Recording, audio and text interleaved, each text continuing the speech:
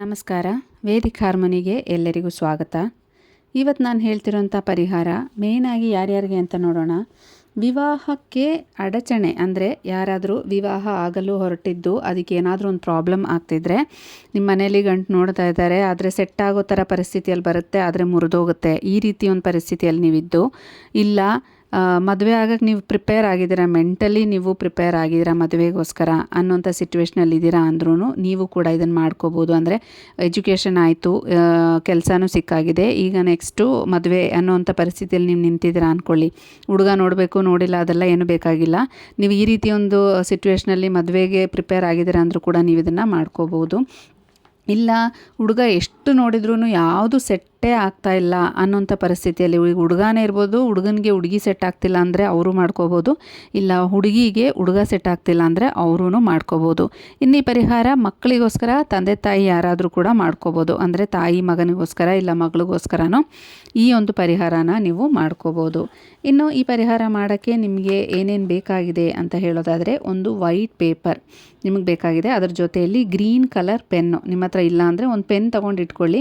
Mainly ನೀವು ಇವಾಗ ಮ್ಯಾನಿಫೆಸ್ಟೇಷನು ಇಲ್ಲ ಏನಾದರೂ ಒಂದು ಮಾಡಬೇಕಾದ್ರೆ ಗ್ರೀನ್ ಪೆನ್ನಿಂದ ನೀವು ಮಾಡಿದರೆ ತುಂಬ ಬೇಗ ನಿಮಗೆ ಎಫೆಕ್ಟ್ ಸಿಗುತ್ತೆ. ಹಾಗೆಯೇ ಇದು ಒಂದು ಪೂಜಾ ವಿಧಾನ, ಹಾಗೆ ಮ್ಯಾನಿಫೆಸ್ಟೇಷನ್ ಇದು ಎರಡನ್ನೂ ಮಿಕ್ಸ್ ಮಾಡಿ ನೀವು ಮಾಡ್ತಾ ಇರೋವಂಥ ಒಂದು ಪರಿಹಾರ. ಹಾಗಾಗಿ ನಿಮಗೆ ರಿಸಲ್ಟು ತುಂಬ ಎಫೆಕ್ಟಿವ್ ಆಗಿ ಸಿಗುತ್ತೆ. ಇನ್ನು ಇನ್ನೊಂದು ವಿಷಯ ನಾನು ಏನು ಹೇಳಬೇಕು ಅಂದರೆ, ನಿಮಗೆ ತಾಳ್ಮೆ ಅನ್ನೋದು ಇರಬೇಕು. ತಾಳ್ಮೆ ಇಲ್ಲ ಅಂದರೆ ಏನೂ ನಡೆಯಲ್ಲ. ಮದುವೆ ಅನ್ನೋದು ಸಣ್ಣ ಪುಟ್ಟ ವಿಷಯ ಅಲ್ಲ, ಇದೊಂದು ದೊಡ್ಡ ವಿಷಯ. ಹಾಗಾಗಿ ತಾಳ್ಮೆಯಿಂದ ನೀವು ಪೂರ್ತಿ ವಿಡಿಯೋನ ನೀವು ನೋಡಬೇಕು. ಮಧ್ಯದಲ್ಲಿ ನಾನು ಹೇಳೋ ವಿಷಯನೇ ಕೆಲವರು ಕಮೆಂಟಲ್ಲಿ ಕೇಳ್ತಾರೆ. ಹಾಗಾಗಿ ದಯವಿಟ್ಟು ಪೂರ್ತಿ ವಿಡಿಯೋ ನೋಡಿ. ನಾನು ಹೇಳಿಲ್ಲದೆ ಇರೋವಂಥ ವಿಷಯನ ನೀವು ಕಮೆಂಟಲ್ಲೇ ನನಗೆ ಕೇಳ್ಬೋದು, ನಾನು ಅದಕ್ಕೆ ಉತ್ತರ ಕೊಡ್ತೀನಿ. ಇನ್ನು ಪರಿಹಾರ ಏನು ಅಂತ ನೋಡೋಣ. ಈ ಒಂದು ಪರಿಹಾರನ ನೀವು ಬೆಳಗ್ಗೆ ಮಾಡಬೇಕಾಗತ್ತೆ. ಅಂದರೆ ಬೆಳಗ್ಗೆ 9 ಗಂಟೆ ಒಳಗಡೆ ಮಾಡಬೇಕಾಗತ್ತೆ. ಇಲ್ಲ ಅಂದರೆ ಸಾಯಂಕಾಲ ದೀಪ ಹಚ್ಚಿದ ನಂತರ ನೀವು ಇದನ್ನು ಮಾಡ್ಕೋಬೋದು. ನಿಮಗೆ ಹೇಗೆ ಬೆಳಗ್ಗೆ ಮಾಡೋದ್ರಿಂದ ಒಂದು ಸ್ವಲ್ಪ ಫ್ರೆಶ್ ಆಗಿರುತ್ತೆ. ಹಾಗಾಗಿ ನಿಮಗೆ ಮೆಡಿಟೇಷನ್ ಮಾಡಿಕೊಂಡು ಇದು ಮಾಡಿದರೆ ಇನ್ನೊಂದು ಚೂರು ಪವರ್ ಜಾಸ್ತಿ ಇರುತ್ತೆ. ಇಲ್ಲ ನನಗೆ ಬೆಳಗ್ಗೆ ಹೊತ್ತು ಟೈಮ್ ಆಗಲ್ಲ ಅನ್ನೋಂಥವ್ರಾದರೆ, ಈಗ ನೈಟ್ ಡ್ಯೂಟಿ ಮುಗಿಸ್ಕೊಂಡು ಆವಾಗ ಲೇಟಾಗಿ ಬಂದಿದ್ದರೆ ಆ ಥರ ಎಲ್ಲ ಇದ್ದಾಗ ನೀವು ಸಾಯಂಕಾಲನೂ ಮಾಡ್ಕೋಬೋದು. ಒಂದು 6 o'clock ಮೇಲೆ ನೀವು ದೀಪ ಹಚ್ಚಿದ ಮೇಲೆ ನೀವು ಮಾಡ್ಕೋಬೋದು. ಈ ಒಂದು ರಿಚುವಲ್ ಮಾಡೋಕ್ಕೆ ನೀವು ನಾರ್ತ್ ಸೈಡ್ ತಿರ್ಕೊಂಡು ಕೂತ್ಕೋಬೇಕು.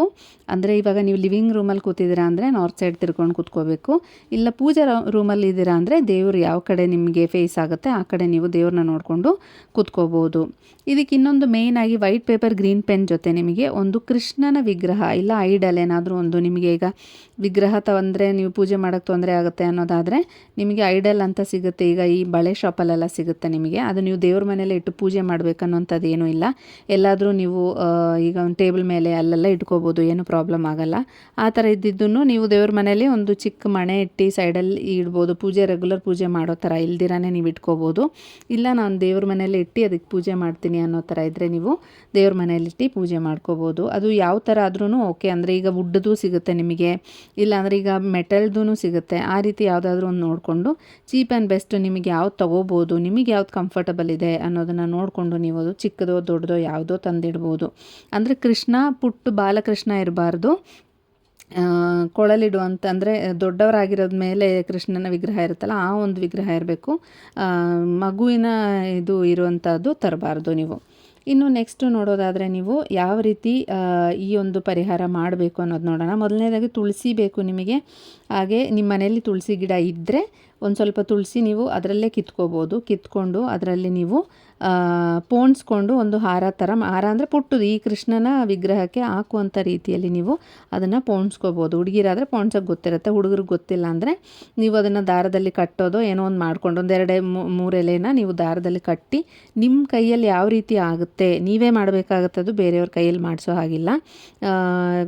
ಒಂದು 4-5 ಇದು ತುಳಸಿ ಎಲೆನ ನೀವಾಗೇ ಕಟ್ಕೊಂಡು ಅದನ್ನು ನೀವು ಈ ಕೃಷ್ಣನ ವಿಗ್ರಹಕ್ಕೆ ಹಾಕಬೇಕಾಗತ್ತೆ. ಯಾವಾಗ ಹಾಕಬೇಕು ಅನ್ನೋದನ್ನು ನಾನು ಹೇಳ್ತೀನಿ.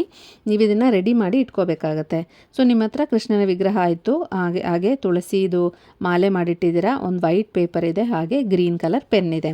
ಇಷ್ಟನ್ನು ನೀವು ರೆಡಿ ಮಾಡಿಕೊಂಡು ನಂತರ ನೀವು ದೇವ್ರ ಮನೆಯಲ್ಲಿ ಕೂತ್ಕೊಂಡಿದ್ದೀರಾ ಅಂದರೆ ಒಂದಷ್ಟು ಜಾಗ ಮಾಡಿಕೊಂಡು ದೀಪ ಎಲ್ಲ ಹಚ್ಚಿ ದೇವರ ಪೂಜೆ ಎಲ್ಲ ಆಗಿದ ನಂತರ ನೀವು ಒಂದು ಡೀಪ್ ಬ್ರೀತ್ ತೊಗೋಬೇಕಾಗುತ್ತೆ. ಅಂದರೆ ನೀವೇನು ಪ್ರಾಣಾಯಾಮ ಅಂತ ಮಾಡ್ತಿರಲ್ಲ, ಒಂದು 5 ಟೈಮ್ಸ್ ಡೀಪ್ ಬ್ರೀತ್ ತಗೋಬೇಕಾಗತ್ತೆ. ನಿಮಗೀಗ ಅನಿಸ್ಬೋದು ಯಾಕೆ ಇದೆಲ್ಲ ಮಾಡಬೇಕು ಅನ್ನೋದು. ನಾನು ಮೊದಲೇ ಹೇಳಿದಾಗೆ ಇದ್ರ ಜೊತೆಯಲ್ಲಿ ಪೂಜೆ ಹಾಗೂ ಮ್ಯಾನಿಫೆಸ್ಟೇಷನ್ ಎರಡೂ ಮಿಕ್ಸ್ ಆಗಿರೋಂಥ ಒಂದು ರಿಚುವಲ್ ಇದು. ಹಾಗಾಗಿ ನೀವು ಪೂಜೆ ಮತ್ತು ಮ್ಯಾನಿಫೆಸ್ಟೇಷನ್ ಎರಡನ್ನೂ ಸೇರಿ ಮಾಡೋದ್ರಿಂದ ನಿಮಗೆ ಈ ಒಂದು ನಾನು ಹೇಳ್ತಿದ್ದೀನಲ್ವ ಈ ಥರ ನೀವು ಮೆಡಿಟೇಷನ್ ಏನು ಮಾಡಬೇಕು ಅದೆಲ್ಲ ಇನ್ಕ್ಲೂಡ್ ಆಗಿರುತ್ತೆ. ಹಾಗಾಗಿ ಇದೇನಾಗುತ್ತಾ ಈ ಥರ ಎಲ್ಲ ಮಾಡಿದರೆ ಆಗುತ್ತಾ ಅನ್ನೋಂಥ ಮನಸ್ಥಿತಿ ನಿಮಗಿದೆ ಅಂದರೆ ನೀವು ಮಾಡೋಕ್ಕೆ ಹೋಗಬೇಡಿ. ನೆಗೆಟಿವ್ ಆಗಿ ನೀವು ಮೈಂಡಲ್ಲಿ ಏನೇ ತೊಗೊಂಡ್ರು ಅದು ಅಲ್ಲೇ ನೀವೇನು ಯೋಚನೆ ಮಾಡಿದ ತಕ್ಷಣ ನಿಮಗೆಲ್ಲ ಅಲ್ಲಲ್ಲೇ ಬ್ರೇಕ್ ಆಗ ಸ್ಟಾರ್ಟ್ ಆಗುತ್ತೆ. ಪಾಸಿಟಿವ್ ಮೈಂಡ್ಸೆಟ್ ಇಟ್ಕೊಂಡು ನೀವು ಇದನ್ನು ಮಾಡಬೇಕಾಗತ್ತೆ. ಅಂದರೆ ನಾನೇನು ಮಾಡ್ತಿದ್ದೀನಿ ಅದರಿಂದ ನನಗೆ ಪ್ರಯೋಜನ ಸಿಗುತ್ತೆ ಅಂತ ನೀವು ಫಸ್ಟೇ ಪ್ರಿಪೇರ್ ಆಗಬೇಕು. ಮೆಂಟಲಿ ಒಂದು ವಾರ ತೊಗೊಂಡು ಮೆಂಟಲಿ ಪ್ರಿಪೇರ್ ಆಗಿ ನಾನೇನು ಮಾಡೋಕ್ಕೆ ಹೋಗ್ತಿದ್ದೀನಿ ಅದರಿಂದ ನನಗೆ ಫಲ ಸಿಗುತ್ತೆ ಅನ್ನೋದನ್ನು ನೀವು ಮೆಂಟಲಿ ಪ್ರಿಪೇರ್ ಮಾಡಿಕೊಂಡು ನೆಕ್ಸ್ಟು ನೀವು ಈ ರಿಚುವಲ್ನ ಮಾಡ್ಕೋಬೋದು. ಸೊ ಈಗೇನು ಮಾಡಬೇಕು ಅಂದರೆ ನೀವು ಮೆಡಿಟೇಷನ್ ಬ್ರೀತ್ ಮಾಡಬೇಕಾದ್ರೆ ನಿಮಗೆ ಕಾನ್ಸಂಟ್ರೇಷನ್ ಇರಬೇಕು. ಹಾಗಾಗಿ ನಿಮಗೆ ಅದು ನಿಮ್ಮ ಗಮನ ನೀವು ಬ್ರೀತ್ ಮಾಡೋದ್ರ ಮೇಲೆ ಮಾತ್ರ ಇರಬೇಕು. ಅದಾಗಿದ ನಂತರ ನೀವು ಈ ವೈಟ್ ಪೇಪರ್ ಏನಿದೆಯಲ್ಲ ಅದನ್ನು ತೊಗೊಂಡು ಅದಕ್ಕೆ ಒಂಚೂರು ಅರಿಶಿನ ಕುಂಕುಮ ಟಾಪಲ್ಲಿ ಅಂದರೆ ಮೇಲ್ಗಡೆ ಟಾಪಲ್ಲಿ ನೀವು ಒಂಚೂರು ಅರಿಶಿನ ಕುಂಕುಮನ ಇಡಬೇಕಾಗತ್ತೆ. ಅಂದರೆ ಲಕ್ಷ್ಮೀ ಸ್ವರೂಪ ಅಂತ ಅರಿಶಿನ ಕುಂಕುಮ ಇಟ್ಟು ನಂತರ ಗ್ರೀನ್ ಪೆನ್ನಲ್ಲಿ ನೀವು ಮೇಲ್ಗಡೆನೇ ನೀವು ಓಂ ಶ್ರೀಂ ಮಹಾಲಕ್ಷ್ಮೀ ನಮಃ, ನಾನು ಬೇಕಾದ್ರೆ ಸ್ಕ್ರೀನ್ ಮೇಲೆ ಕೊಡ್ತೀನಿ, ನೀವು ಅದನ್ನು ಬರೆದಿಟ್ಕೋಬೋದು ಇಲ್ಲ ಸ್ಕ್ರೀನ್ಶಾಟ್ ತೊಗೋಬೋದು. ಓಂ ಶ್ರೀಂ ಮಹಾಲಕ್ಷ್ಮೀ ನಮಃ ಅಂತ ನೀವು ಬರೀಬೇಕಾಗತ್ತೆ.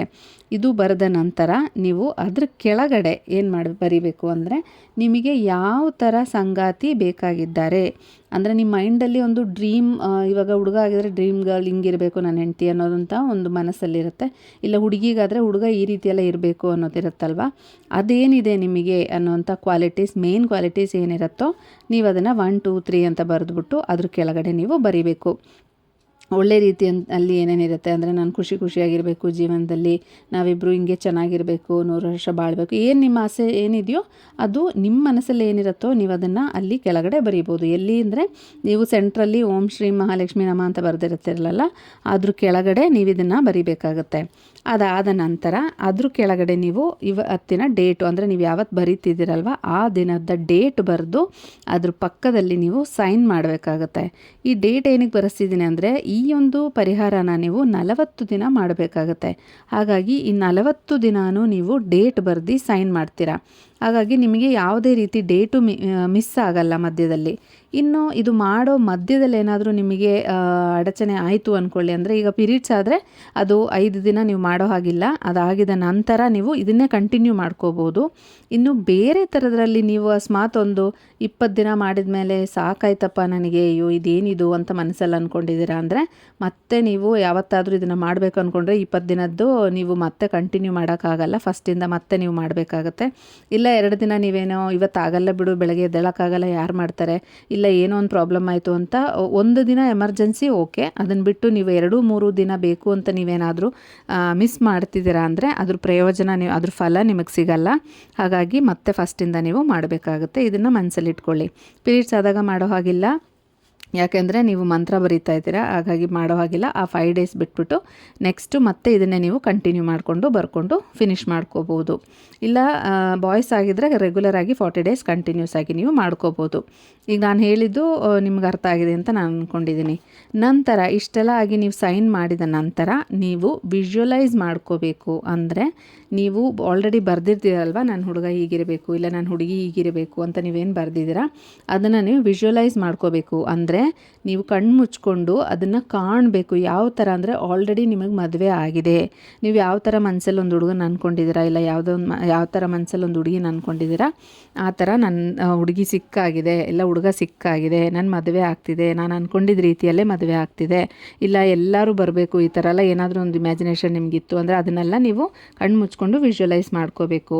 ಆಮೇಲೆ ನೀವು ಖುಷಿಯಾಗಿರುವಂಥ ಸಂದರ್ಭ, ನೀವು ಏನಾದರೂ ಒಂದು ಟ್ರಿಪ್ ಹೋಗ್ತಿದ್ದೀರಾ ಅಂದ್ಕೊಳ್ಳಿ, ಆ ಥರ ನಿಮ್ಮ ಮೈಂಡಲ್ಲಿ ಏನಿದೆ ಆಸೆ ಅದನ್ನು ನೀವು ಕಣ್ಣಲ್ಲಿ ಕಾಣಬೇಕಂದ್ರೆ ನೀವೇನಾದರೂ ಬರೆದಿರ್ತೀರಲ್ವ ಅದನ್ನು ನೀವು ಕಣ್ಣಲ್ಲಿ ಕಾಣಬೇಕಂದ್ರೆ ಆಗೋಗಿದೆ ಅನ್ನೋಂಥ ರೀತಿಯಲ್ಲಿ ನೀವು ಅದನ್ನು ವಿಜುವಲೈಸ್ ಮಾಡ್ಕೋಬೇಕಾಗತ್ತೆ. ಇದೆಲ್ಲ ಆಗಿದ ನಂತರ ಕಣ್ಣು ತೆಗೆದು ಒಂದು ಡೀಪ್ ಬ್ರೀತ್ ತಗೊಂಡು ನಂತರ ನೀವು ಈ ತುಳಸಿದು ಮಾಲೆ ನೀವೇನು ಮಾಡಿದ್ದೀರಲ್ವ ಅದನ್ನು ನೀವು ಈ ಕೃಷ್ಣನಿಗೆ ಹಾಕಬೇಕಾಗತ್ತೆ. ಕೃಷ್ಣನ ಐಡಲ್ ಏನಿಟ್ಟಿದ್ದೀರಾ ದೇವರಿಗೆ ಅದನ್ನು ಹಾಕಬೇಕಾಗತ್ತೆ.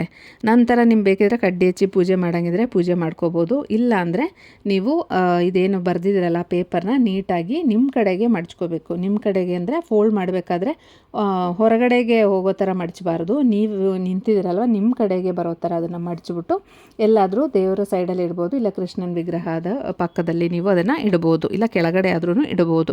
ಇಲ್ಲ ನನಗಿಷ್ಟ ಇಲ್ಲ ದೇವ್ರ ಮನೇಲಿ ಇಡೋಕ್ಕೆ, ಬೇರೆಯವ್ರು ನೋಡ್ತಾರೆ ಅನ್ನೋ ಥರ ಇದ್ದರೆ ನೀವೆಲ್ಲಾದರೂ ಒಂದು ಕವರಲ್ಲಿ ಎಲ್ಲಾದರೂ ಹಾಕ್ಬಿಟ್ಟು ಯಾರೂ ಮುಟ್ಟದೇ ಇರೋವಂಥ ಜಾಗದಲ್ಲಿ ಎಲ್ಲಾದರೂ ನೀವು ಸೀಕ್ರೆಟಾಗಿ ಎತ್ತಿಡ್ಕೋಬೋದು.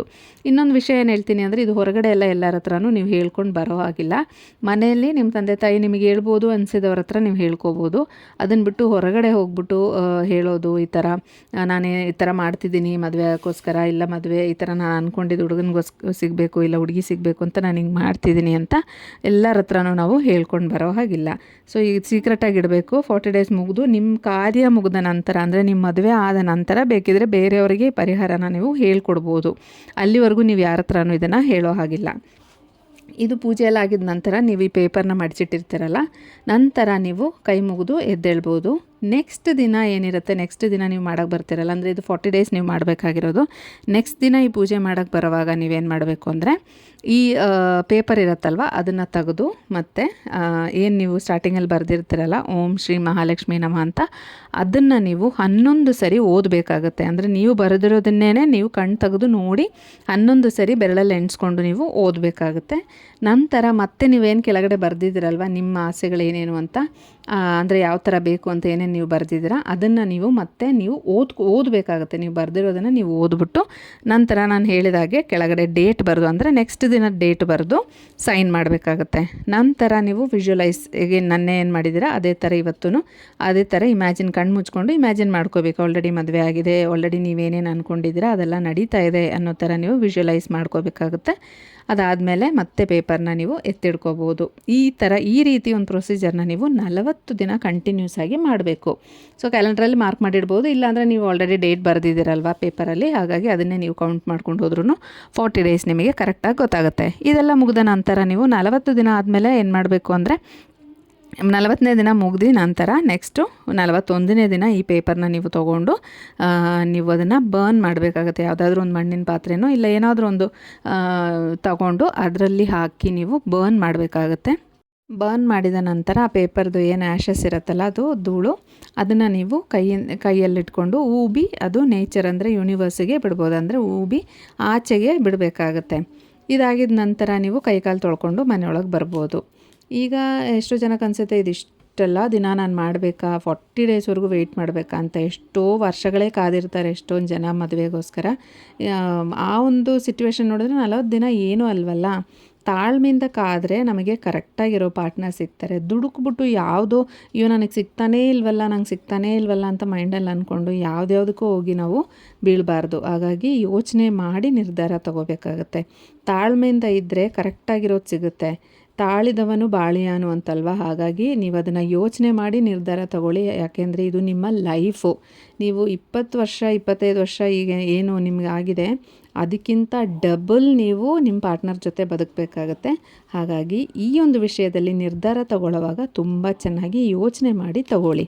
ಓಕೆ, ನನ್ನ ವಿಡಿಯೋ ಇಷ್ಟ ಆಗಿದ್ದರೆ ನನ್ನ ಚಾನಲನ್ನು ಸಬ್ಸ್ಕ್ರೈಬ್ ಮಾಡಿ. ಹಾಗೆ ಮುಂದಿನ ವಿಡಿಯೋದಲ್ಲಿ ಸಿಗೋವರೆಗೂ ನಮಸ್ಕಾರ.